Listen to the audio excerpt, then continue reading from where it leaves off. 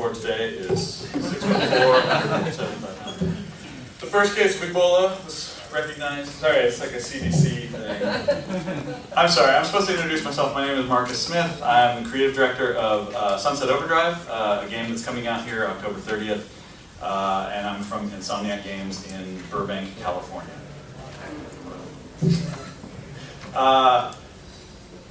This is so weird looking. I don't know what to say here. So we're in a mall of some sort. Most of Sydney is a mall, and on your left you'll see people just wandering by. Hi. Do we have any questions? Oh yeah, any questions? Right, that's why we're here. Thank you. Somebody's on track. Yes, you in the back. Can you talk to us about some of the influences for the art style and music for the game? Oh yeah, so Sunset Overdrive was a game, originally it was a lot more sort of zombie apocalypse-esque, and Drew Murray, the game director, and I talked a lot about what would be fun for us to do, basically, and so music played a huge influence right away. We used to call it the rock and roll end times. We said, what would Iggy Pop, what would it be like if Iggy Pop were the last man on Earth? So instead of Will Smith cowering in a bathtub, it would be like Iggy strutting his stuff down the center lane of a freeway or something. So music always played a huge role in the game. It still does. We have this dynamic music system that we built. We have bands that we really, really like that made original content for us that unfolds as you play, becomes more intense and everything. But you know, the core of the game was fun in the end times. What's it going to be like instead of a dire end of the world scenario that we're used to? What if it was actually kind of cool? Like you get to do all the things you never could do in normal society. And from that influenced the art style. That's how we came up with the vibrant world, because it's fun. It's just a great place to kind of hang out and spend time in. Yes. Did I come close? Good enough. C-. Also, influences for gameplay? Many. The biggest influence was our hatred of ladders, which is a little weird, but we originally, when we were a lot more sort of tower defense-y, kind of like what Chaos Squad, the night defense is on the floor here.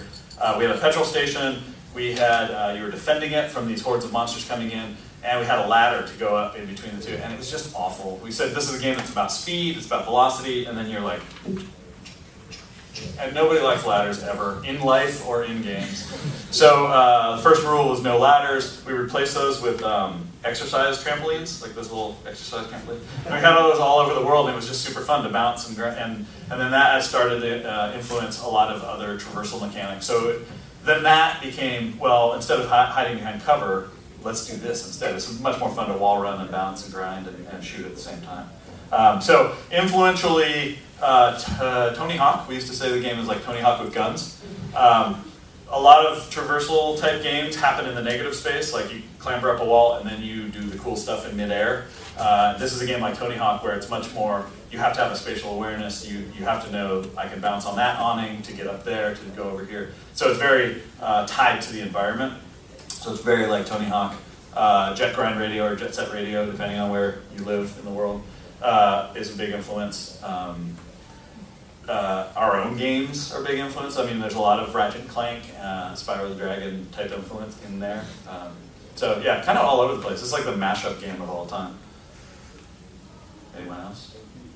Yes, sir. Can you tell us what to expect from the multiplayer? Yes. So we have this very, very truncated version on the floor. It's called Chaos Squad. It's 8-player co-op. It's a big enough team that you don't feel like a loser when you get in, as like some team-based games where you're just like, if you're bad, they'll tell you. So the premise of it is that you all play together, you're in the open world, so unlike here where it's just the night defense portion of it, it's you play in the open world, you have different objectives that come up, so you may have to go like collect a bunch of stuff, and there's this competitive element, so you know we have leaderboards at the end, so you still have bragging rights. And then you're offered up a couple more objectives that come up, and you guys have to vote. And there's a strategic element there, because depending on what objective it is, the night defense at the end is going to be either super hard, but with a bigger chance of reward, or much easier to succeed in with a lesser chance of reward. So there's this balance you have to strike in how hard you want that end night defense to be. But you play several objectives, you vote over them in between, and then you do a big night defense. And like the demo, it's chaotic. It lives up to its name, Chaos Squad. But it's super fun. Also, it's super fun. Anyone? Yes, sir. Do you have a sort of future, near future plans sort of things where you might have sequels or sort of DLC where the gameplay takes sort of moves on to other cities or spreads across the whole country, or maybe on like a whole world or any sort of thing? Maybe. So we haven't talked much about our DLC. We will have it. We've announced a season pass so that I mean, obviously we wouldn't sell a season pass and then be like, but you don't get anything. Got you. Some people might do that. We don't do that. Yeah, so I can't really talk about what the DLC is, but I would expect that I would, as a player, want more from the world. So I would expect that we would probably branch out. But we also want to, there's hopefully somebody will pay for a sequel, and we'll be able to, go other places as well. Okay, thank you. Anyone else? Yes. It's obvious that Sunset Overdrive is really fast-paced, hack and slash sort of a game, but Okay. how much impact is this storyline going to play on the actual game itself, though? Huge. I mean, Insomniac has only done sort of story-based campaigns. That's what we love. It's what we thrive on. Sunset Overdrive is no exception. We have a mission-based sort of linear story campaign that runs through. The story of the game, in case any of you don't know, is there's a multinational corporation called Fizco that releases a hot new energy drink, or they're weeks away from the worldwide release. They throw a big pre-release party at their hometown city of Sunset City, where you live. And it's great, it's all crazy. There's dubstep wubbing, there's duck-face selfies and all that. And it turns out that Fizco kind of brute forced their way through FDA testing, and everybody who drank it turned into mutants, which I think happened at the original Red Bull introduction. I don't want to spread any rumors. But so you were working there, you don't drink it, and everybody turns into mutants, and it's scary and awful, but then after a while you sort of realize, after surviving, it's sort of a video game player's fantasy come true, because you can do all those things that you've always wanted to do, but you'd be like arrested or something silly. And so from then on out, it's going to be you as a survivor in the city. You're going to have to find other survivor groups and figure out their strengths and weaknesses. You're going to have to work together to try to take out Fizco, try to expose, because they've been covering all this up, they're trying to clean up the evidence. They have their robotic security forces actively out trying to eliminate the evidence, which really means witnesses, which means you. So yeah, there's a whole campaign storyline that is unique, is the way I would describe it. We try not to be like, oh, I've seen that in games before. We want to be like, that's weird. Anyways, anyone else? Yes, sir. Hi. Hey, right. Good to see you again. How are things? Yeah, not bad. Okay, cheers. Yeah. They're all right. They're at Luna Park right now, so that's got to be good. Will they survive? No. Okay. It's on our games, Yeah. known for the crazy weapons. That's what everyone tells me. So, Yeah. what's the creative process behind coming up with these weapon ideas? How do you guys figure it out? It's changed a lot, and it changes per game. I would say that on Resistance, we used to do, early on in Resistance, the first Resistance, it was kind of like no holds barred. We'd have all these meetings and just invite people in, and we would just go crazy. I think with Sunset Overdrive, there's a lot more strategy involved, because we have 3 different enemy types with the OD and all their types, and the robotic forces and scabs who are human enemies. There's susceptibility in all of those, so OD are more susceptible to fire, and the robots are more susceptible to energy. So we had to have this palette of weapons that will allow you to use strategy against those. So it almost was really boring. Like, if you guys saw how we developed the weapons initially to where they become, you'd be shocked. It's like spreadsheets and like academic talks. But we basically had to have the palette of different susceptible weapons, the different states, and then we would go through and you design weapons. What we do is we design core mechanics of the player. What can the player do? In our case, they can move around really quickly, they can traverse all crazy. So then we need to develop enemies that will counter that, so that you're constantly having to change your strategies. And then finally, the weapons are what you do to interface with those. And so again, that spreadsheet was pretty boring at first. It was like, we need this. Like, if you have a horde enemy, one thing you're going to want to do is something that will lure them away from you. So maybe we want a decoy or a lure or one of those, and that's what it would be. Just check that box.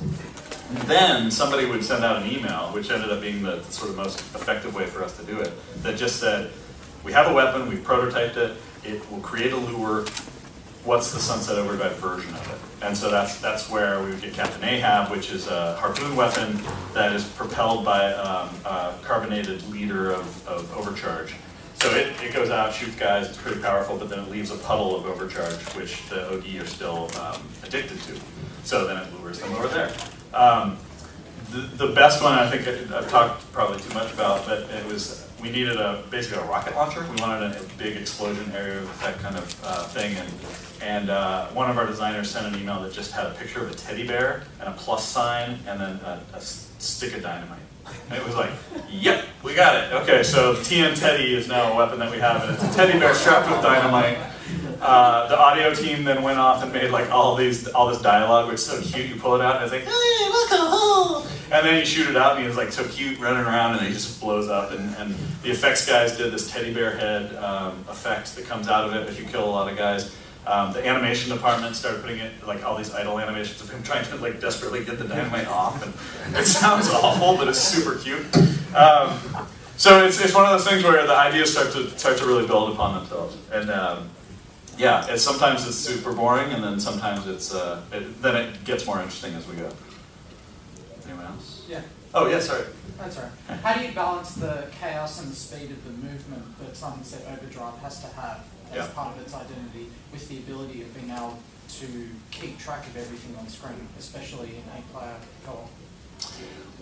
Well, it's one of those games where we've allowed you to kind of invest in how much chaos you want to get into the middle of or not. In the open world, it's an interesting proposition because you want the world to be lived in, and so we basically said, all right, if the player wants to engage in combat, they're always within 8 seconds of being able to do so. So there's enough enemy diversity in the world where if I am not moving from point A to point B and I just want to get into a skirmish, I can go and do that.